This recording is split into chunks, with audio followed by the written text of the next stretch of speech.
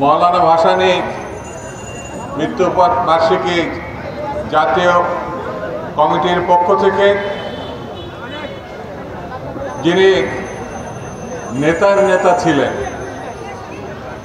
মনীষীতুল্য মানুষ ছিলেন, যিনি বাংলাদেশের স্বাধীনতার স্বপ্নদ্রষ্টা, আবাল বৃদ্ধা বনিতার মজলুম জননেতা মৌলানা ভাসানীর প্রতি আমি শ্রদ্ধা জ্ঞাপন করছি। আমি তার রুহের মাগফিরাত কামনা করছি। মৌলানা ভাসানী জন্মলাভ না করলে বাংলাদেশ সৃষ্টি হতো কিনা সন্দেহ আছে। বাংলাদেশের কৃষক, শ্রমিক, জেলে, তাঁতি, কামার কুমার, খেটে খাওয়া মানুষ আজকে যে পর্যায়ে এসে দাঁড়িয়েছে, সেই জায়গায় এসে তারা দাঁড়াতে পারত কিনা সন্দেহ আছে। তিনি শিক্ষানুরাগী ছিলেন, তিনি বিজ্ঞান মনস্কতা মানুষ সম্পন্ন ছিলেন, তিনি আজন্ম মানুষের অধিকার আদায়ের জন্য লড়াই করেছে, জেল খেটেছে, সংগ্রাম করেছে। বাংলাদেশে এমন কোন নেতা নাই যারা তার হাত ধরে পথ অনুসরণ না করে, তার আদর্শ গ্রহণ না করে রাজনীতি করে নাই।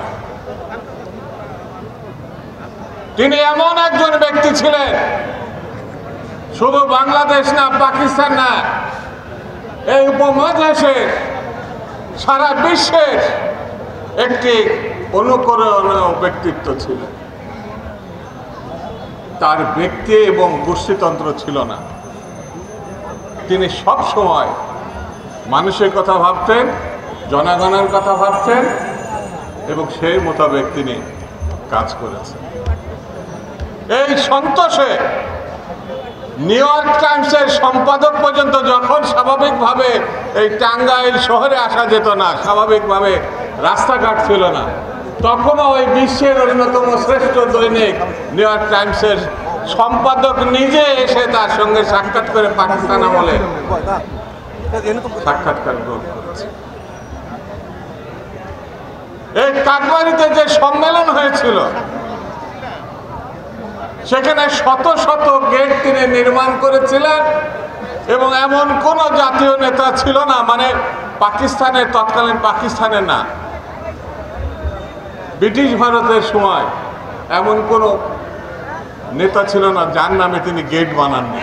এখন যারা প্রবীণ মানুষ আছেন তারা হয়তো জানেন, গান্ধী সাহেবের নামে, জিন্না সাহেবের নামে, কার্ল মার্কসের নামে, লেনিনের নামে এমন কোনো নেতা ছিল না যাকে তিনি সামনে এনে মানুষের সঙ্গে পরিচয় করিয়ে দিতেন।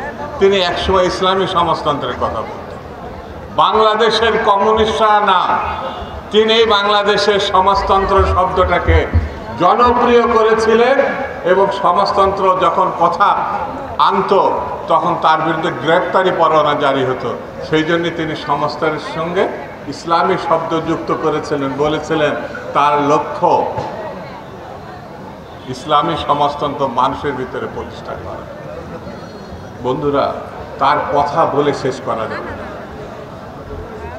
তার লক্ষ্য, তার ইচ্ছা আজকে যদি আমরা সম্পূর্ণ করতে পারি তাহলে মানুষ ভালো থাকবে। তাকে চিনেছিলেন শহীদ জিয়া রহমান। শহীদ জিয়া রহমান চিনেছিলেন বলেই তার কাছে গেলেন। খেয়াল করবেন যে আমাদের নেতা শহীদ জিয়া রহমান, বিএনপির প্রতিষ্ঠাতা, বাংলাদেশের স্বাধীনতার ঘোষক, এই মানুষরা কৃষকের আলে গিয়ে কাদার মধ্যে বসে কৃষকের কথা শুনতেন, যেমন শুনতেন মৌলানা ভাসানী। শহীদ জিয়া রহমান বেগম খালেদা জিয়া 9টি বছর তিনি হুসেন মোহাম্মদ এরশাদের বিরুদ্ধে লড়াই করেছেন, সামরিক স্বৈরাচারের বিরুদ্ধে লড়াই করেছেন, কৃষককে কথা দিয়েছিলেন বিএনপি ক্ষমতায় গেলে 5,000 টাকা সুদ সহ কৃষি ঋণ তিনি মওকুফ করবেন। তিনি সেই মওকুফ করেছিলেন। ক্ষমতার প্রধানমন্ত্রী হওয়ার পর তিনি 25 বিঘা পর্যন্ত খাজনা মওকুফ করেছিলেন। মৌলানা ভাসানীর প্রতি বেগম খালেদা জিয়া ছিল অখণ্ড শ্রদ্ধা এবং সম্মান দেখিয়েছিলেন। বন্ধুরা, আমি বেশি আজ কথা বলবো না, এই জন্যই বলছি, অনেক বেলা হয়েছে। শুধু এতটুকু কথা বলি, আগামী দিন হচ্ছে বিএনপির দিন।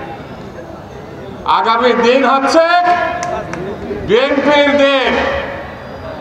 যারা এই দেশটাকে 16-17 বছর ধরে লুটে পুটে খেয়েছেন আর মানুষের উপরে জুলুম করেছেন, তাদেরকে বিচারের আওতায় আনার দিন।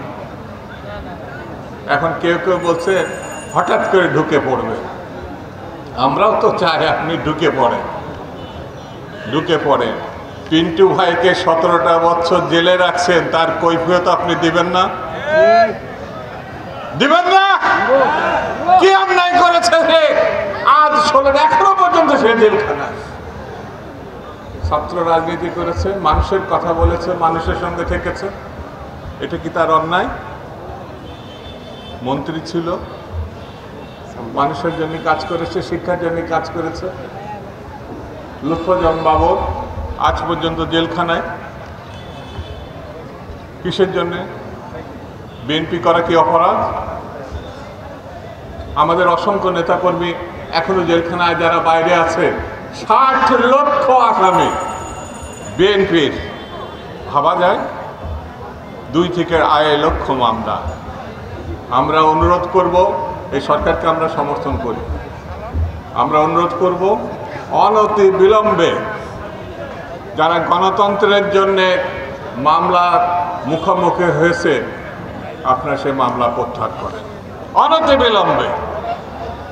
আপনারা যদি ক্ষমতার থেকে বিদায় নেওয়ার সময় একটা কথা বলতে পারেন, তাহলে এই কথা গিয়ে আপনারা বলতে পারবেন যে বিএনপি যে অন্যায় মামলা দেওয়া হয়েছিল সেটা আপনারা প্রত্যাহার করেছে।